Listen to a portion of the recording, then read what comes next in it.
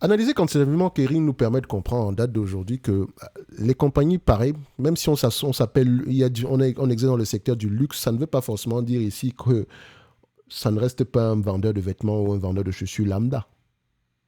OK? Il a simplement un tout petit peu plus de pricing power que les autres.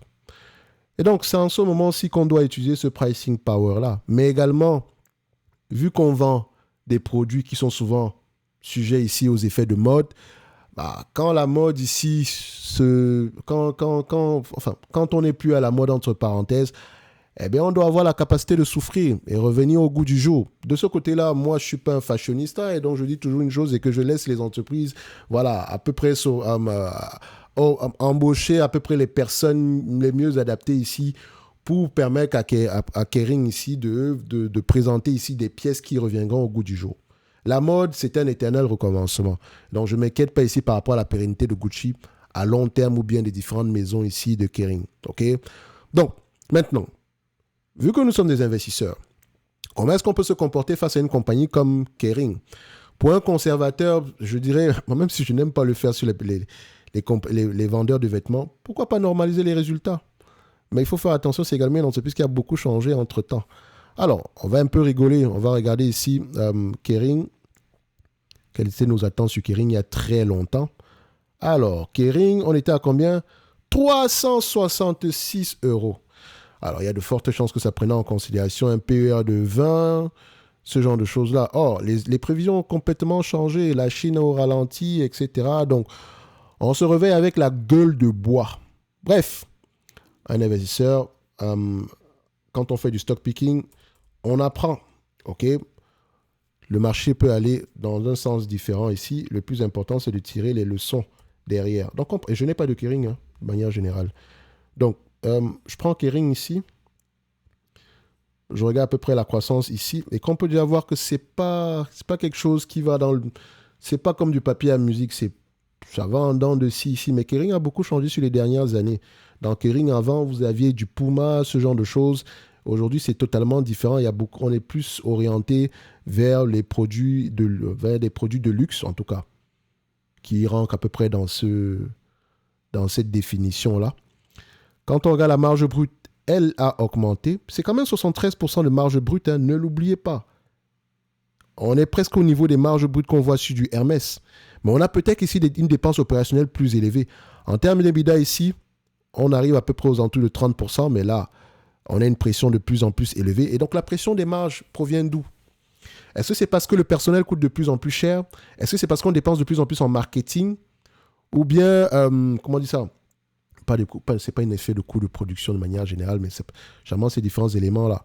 Donc, peut-être que nos coûts ne diminuent pas aussi rapidement que le revenu. On n'arrive pas à s'ajuster assez rapidement. Donc, c'est à observer en lisant les rapports. Je n'ai pas lu les rapports financiers de Kering. Je ne peux pas lire les rapports financiers sur toutes les entreprises qui existent dans ce monde.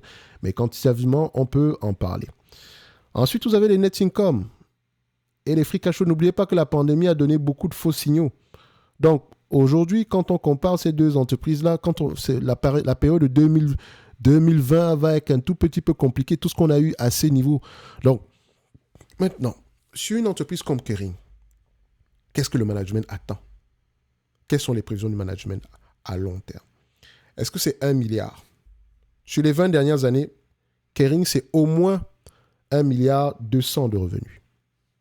Sur les 10 dernières années de free cash flow, sur les 10 dernières années, c'est 2 milliards de revenus, de free cash flow. 2 milliards, 10 dernières années. Avec une grosse partie ici a été influencée, avec une grosse influence ici venant de la période après pandémie. OK? Donc, quand on s'assoit en date d'aujourd'hui, est-ce que vous pensez vraiment que Hermès peut avoir tendance à générer moins de 2 milliards sur les années à venir? C'est la question que vous devez vous poser. Si la réponse est oui, on choisit de payer un multiple, on s'accroche à un chiffre plus bas que ça. Et qu'on ne faut pas juste dire oui, mais oui, pourquoi? Est-ce que vous pensez que Kering ne va plus jamais remonter? Pour l'affirmer, il faut déjà regarder le passif de Kering. Et vous allez voir ici que Kering a toujours été à la mode, ça a toujours été un business cyclique. D'accord? Une période, tout va bien. Une autre période, on est au ralenti, etc. Mais il y a une chose qui est certaine, c'est que Gucci, ou bien les différentes marques appartenant ici à Kering, il y a à peu près, commande ici un pricing power. OK? Et les personnes à qui on vend ne sont pas nos clients ne sont pas les mêmes que ceux de Hermès. Donc, on ne peut pas trop se comparer à cette compagnie-là. Donc, en termes de stabilité, ça va être un tout petit peu moins, on va dire que faut être moins optimiste à ce niveau-là. Si on prend les net income ici de manière générale, les free cash flow, excusez-moi, je prends les prévisions et vous pouvez déjà voir ici que les attentes des analystes ici, ça vaut ce que ça vaut. Sinon, ce sont des business très imprévisibles. Il y a quelques temps, ici, on s'attendait à 5 milliards, les analystes s'attendaient à du 5 milliards. Et quand je dis ici que les attentes des analystes, il faut toujours aller voir sur quoi est-ce que ça se base. Est-ce qu'on se basait ici au fait que la Chine se comporte bien, etc. Aujourd'hui, c'est complètement différent. On s'attend à 2 milliards 600 et poussière. Tant mieux si ça arrive. Donc aujourd'hui, par exemple, sur du Kering, je ne paierai pas plus de 2 milliards. Pas plus que 2 milliards. Et donc, pas plus que 2 milliards, ça sous-entend quoi? Qu'aujourd'hui, et j'ai normalisé les résultats. J'ai dit qu'OK, ça pourrait remonter ici, le marché pourrait rester à peu près aux alentours de 2 milliards 700 ou bien 2 milliards et plus, 2 milliards, enfin aux alentours de 2 milliards 700 sinon plus que ça. En tout cas, minimum 2 milliards, c'est ce que ça veut forcément dire ici. Donc, ce minimum de 2 milliards là, est-ce que c'est possible chez Hermès? Quelles sont leurs prévisions à long terme par rapport à la stratégie visée? Est-ce qu'ils s'attendent à plus ou moins? Le 2 milliards en question est basé sur quel chiffre d'affaires? Est-ce que c'est sur un chiffre d'affaires de 20 milliards, de 10 milliards, de combien? Parce que ici, si on normalise les bénéfices, les free cash flow, ça sous-entend qu'on normalise également les revenus. OK? Or, si on le fait, vous allez voir ici qu'on tombe à peu près sur un chiffre d'affaires aux alentours de 13, enfin, des marges de 13% par là. Quand on regarde les marges nettes de cette compagnie, sur une longue période de temps, elle a toujours eu des marges au moins de 15% en moyenne sur les 10 dernières années. Si on prend les 20 dernières années, c'est 10%. Si on prend les 10 dernières années, c'est du 15%. Je pourrais m'amuser un tout petit peu à aller jouer avec Inditex. C'est quoi? C'est ITX. Voilà. Je peux prendre Zara, par exemple. OK. Je prends ça. 1, 2, 3. Je prends des marges brutes ici au niveau de Zara. On a 55%, des marges de net income de 21%, des net income ici. Vous voyez, Zara a des marges moins élevées, mais la croissance, elle est là. C'est une entreprise extrêmement bien gérée. Je suis assez surpris même de voir ça. Mais ici, quand on regarde les marges de net income, Zara a généralement des marges plus élevées. Enfin, équivalent à ce que Hermès pourrait produire avec 2 milliards de chiffre d'affaires. Ce qui peut nous renforcer, ça peut renforcer l'hypothèse selon laquelle c'est une entreprise qui peut générer au moins du 10 à 15% par an en termes de marge bénéficiaire. Parce que Hermès commande pas Hermès, excusez-moi, Kering commande un pricing power plus élevé. OK? Donc, aujourd'hui, pour ceux qui sont investis sur la compagnie, il faut juste serrer les fesses, c'est tout. Mais également, ne pas être trop gourmand en termes de pondération dans le portefeuille. Ici, le long terme, ce n'est pas juste 2 jours, c'est un peu plus long que ça. Et donc, il faut l'accepter. Ça ne veut pas dire également ici qu'il faut acheter les yeux fermés. Donc, j'ai pris 2 milliards, même si le marché s'attend à 2 milliards et plus. Mais de toute façon, il y a quelques mois, c'était 5 milliards. Donc, il faut déjà voir ici que les attentes sont de moins en moins optimistes. 15 milliards, ça donne à peu près 30 milliards ici en termes de chiffre d'affaires. 30 milliards de chiffre d'affaires ici, moi la dette nette. On a une dette nette de combien? On a une dette nette aux alentours ici des 16 milliards quand même. Si j'enlève 16 milliards ici de dette nette, on va tomber ici à 15 milliards de PER par là. Donc, de 15 milliards ici de capitalisation boursière, c'était très, très, très, très bas. Ça fait moins de 10 fois le bénéfice net ici. Donc, je vais rester à peu près à 10 fois les bénéfices. Et vous voyez que je suis assez conservateur. Là, aujourd'hui, j'ai décidé d'être conservateur sur Hermès, sur Kering. Alors, divisé par le nombre d'actions, 123. Ça donne à peu près quelque chose autour de $162, qui est presque à peu près ce qu'on a en date d'aujourd'hui. Je ne suis pas en train de dire ici que donc l'entreprise est surévaluée. J'ai pris 10 fois les bénéfices. Maintenant, il ne faut pas se tromper. Si Kering se réveille, OK, parce que personne ne sait ce que 2030 nous réserve ou bien 2040 nous réserve. Mais moi, je suis prêt à prendre le pari que Hermès, que Gucci sera encore d'actualité dans 20-30 ans. Enfin, d'ici 10 ans. OK? Donc, Dans ce sens-là, si quelqu'un est intéressé par ce genre d'entreprise, il faut aller avec une pondération très réduite dans son... D'accord? Que ce soit du Kering, que ce soit du LVMH, la pondération doit être voilà, 1%, 2% par là, on reste tranquille. En se disant que les prix qu'on nous propose en date d'aujourd'hui sont intéressants, du moins quantitativement. Maintenant, il faut que l'entreprise livre la marchandise, il faut que le business se réveille. OK? Peut-être pas au niveau, parce que là, on est en train d'être assez conservateur, peut-être pas au même niveau qu'on avait précédemment. Si on pouvait avoir plus que ça, ce serait parfait. Si on pouvait avoir plus que 2 milliards déjà, ce serait déjà une bonne chose. Si on prend à peu près le price to earning payé généralement par les opérateurs de marché sur une compagnie comme Kering, en médiane, vous voyez que Kering se payait en moyenne déjà à une quinzaine de fois les bénéfices. Bon, prenons les 10 dernières années, on monte à peu près à 20 fois les bénéfices. Bon, première hypothèse ici, c'est 162 $. Deuxième hypothèse, 20 fois les bénéfices de 2 milliards normalisés, ça donne à peu près 40 milliards. Moins la dette nette. La dette nette est aux alentours de 16 milliards par là. Et encore, quand on parle de cette dette-là, la priorité devrait être le remboursement de cette dette-là. Donc, si on moins 16 milliards ici, ça donne à peu près 24 milliards divisé par le nombre d'actions. On a à peu près combien en termes de nombre d'actions ici? Aux alentours de 123, excusez-moi, divisé par 123. Ça donne à peu près 195 € l'action. Si le marché décide de ne pas prendre en considération la dette, ce que je ne vous conseille pas de faire, ok, de toute façon, je ne vous conseille rien du tout, dans tous les cas de figure. Ce que moi, je ne préconise, ce que il est toujours mieux d'inclure la dette dans son raisonnement, ok. Donc, si on ne prend pas en considération la dette, on peut remonter à 325 $ l'action. Mais déjà, tout ceci pour dire quoi? Parce qu'il y a des gens qui s'attendent toujours à un prix. Est-ce que c'est 168? Est-ce que c'est 190? Est-ce que c'est 300 finalement? C'est combien? C'est une question, c'est une affaire d'hypothèse. L'hypothèse que j'émets est la suivante. Je paye 2 milliards, enfin, après que je paye 2 milliards. Je mets l'hypothèse selon laquelle Hermès peut générer 2 milliards sur les années à venir. Je me base sur quoi par rapport à cette hypothèse-là? Essentiellement sur ce que l'entreprise a pu produire par le passé. Les bénéfices nets d'Hermès oscillent sur les 10 dernières années aux alentours de 2 milliards. OK? Et les analystes attendent à peu près 2 milliards 600 d'ici 2027. Tant mieux si ça se réalise, si on reste à peu près au niveau des 2 milliards. Mais comme vous pouvez le voir sur les derniers mois ici, le free cash flow est moins élevé que 2 milliards. On est en dessous de 1 milliard 400. Donc on pourrait générer bien moins que ça sur les années à venir, les mois à venir. Mais c'est une période difficile. Et en période difficile, l'entreprise doit juste avoir la capacité de souffrir. Et par rapport à cette capacité de souffrir-là, il faut regarder le niveau d'endettement. Et donc pour ceux qui sont intéressés par Kering, regardez la dette sur une longue période de temps. Par exemple, la dette ici, sur 10 ans, sur l'échelonnement de la dette dans le temps, les taux d'intérêt actuels. Et on peut se dire ici que Hermès a la capacité au moins de rembourser 1 milliard par an. Parce que si on prend les 15 dernières années en termes de free cash flow, on peut au moins générer 1 milliard par an. Ce serait fou de penser que Hermès pourrait générer moins que ça. Mais ça pourrait arriver, soyons fous. Donc il faut se dire ici que l'avenir est généralement imprévisible. Et quand on est dans la consommation discrétionnaire, les mauvaises décisions passées, parfois, ne se voient pas avant plusieurs années.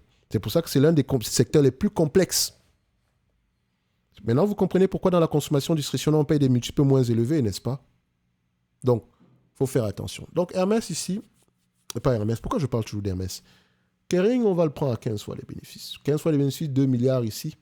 Donc, 2 milliards moins la dette nette, bon, grosso modo, je peux faire, si j'enlève la dette nette ici, j'aurai un chiffre bien moins élevé. Donc, je préfère le prendre ici avec à 10 fois les bénéfices. Ça revient à 10 fois les bénéfices, je ne prends pas la dette nette. D'accord? Ça revient ici aux alentours de 160 $ l'action. Donc, qui correspond presque à ce qu'on a en date d'aujourd'hui. Si on regarde ici le dividende, common dividend pay, Hermès paie à peu près 1,7 milliard de dividendes. C'est trop élevé. Donc pour moi, je pense que ces dividendes devraient avoir tendance à diminuer. Et je pense même que c'était le cas, non? Ils l'ont baissé, ce serait bien. Très bonne décision de l'avoir baissé.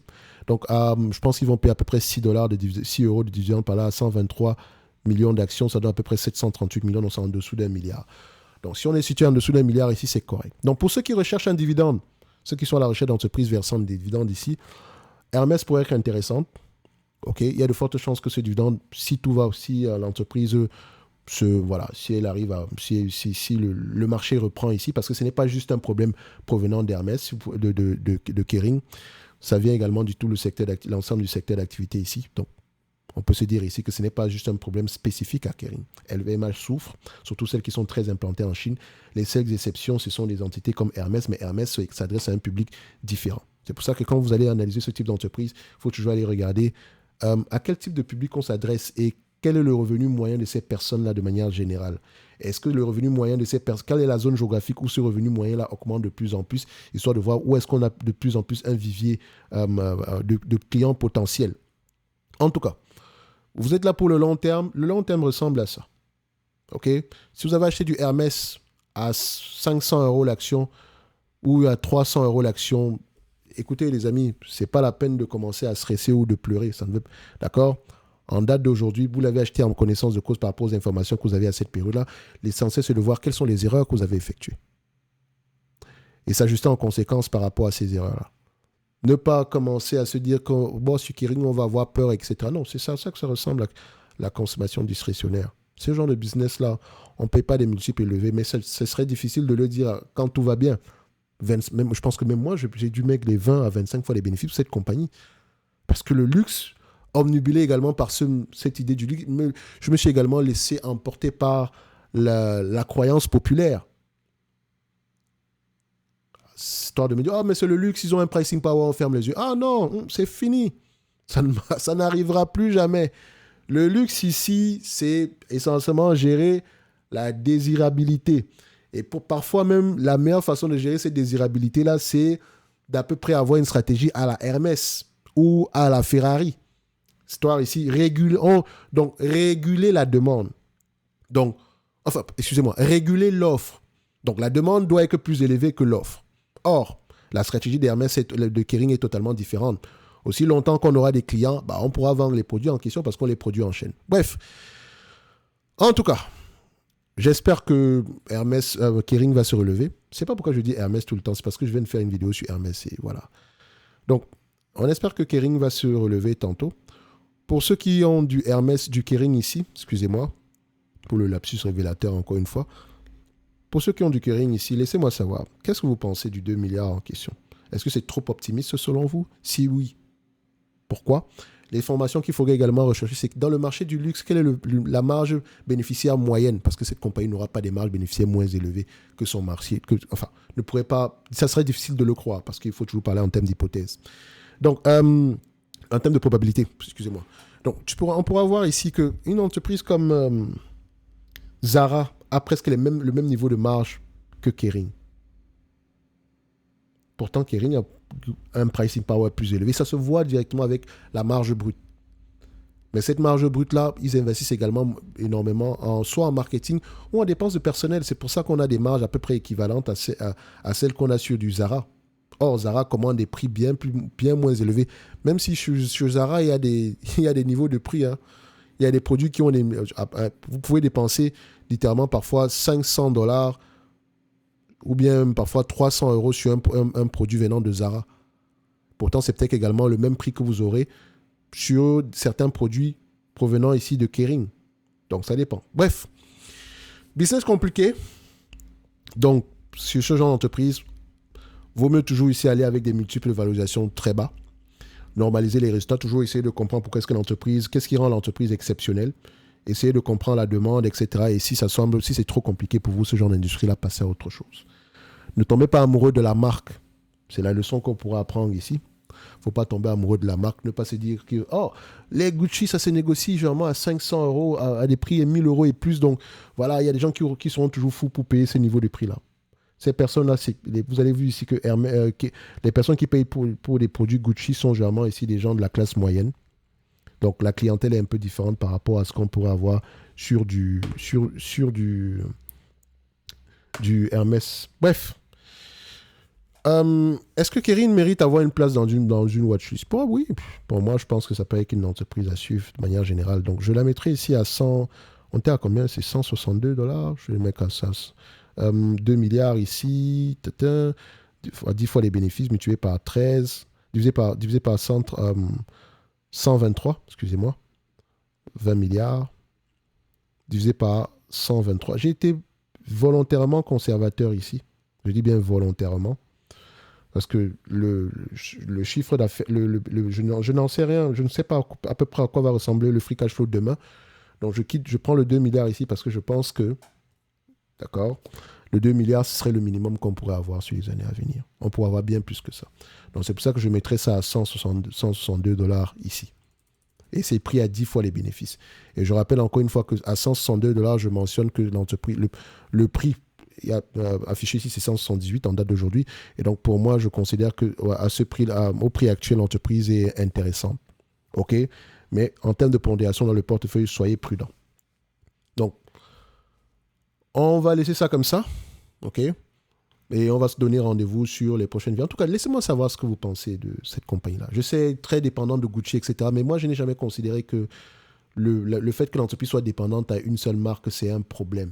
C'est juste la façon de gérer la marque. C'est ça qui devrait être important de manière générale. Pas besoin d'avoir... Monomarque n'est pas un problème. Il y a des entreprises qui sont monomarques qui se comportent très très bien. Moncler est monomarque, non? Elle se comporte très très bien. C'est Bruno, c'est Brunelli, Cucinelli, ou je sais pas. Brunello, Cucinelli, c'est également monomarque.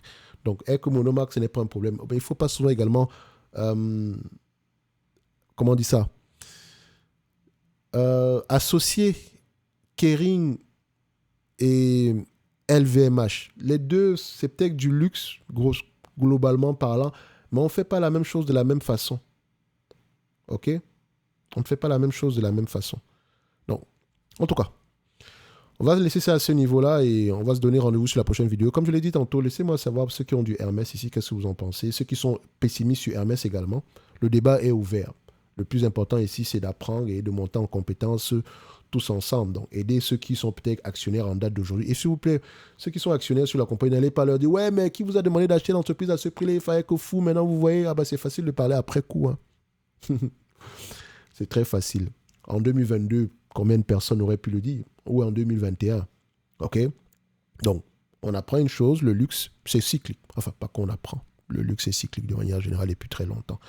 En tout cas, sur Kering, je vais modifier ici la note. Je la mettrai ici à ce prix-là. Et pour ce prix-là, je dis clairement que l'entreprise, le prix actuel est intéressant pour commencer à bâtir une position.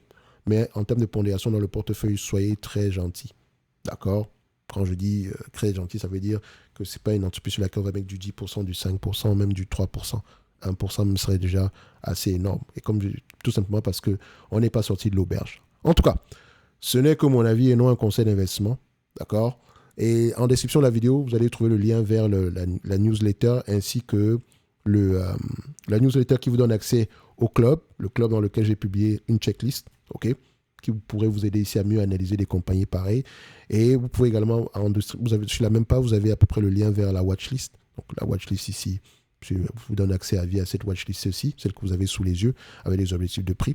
En tout cas, il faut également demander ici à ce qu'on mette à jour certaines entreprises, si ça date depuis de 90 jours, comme je l'ai dit tantôt.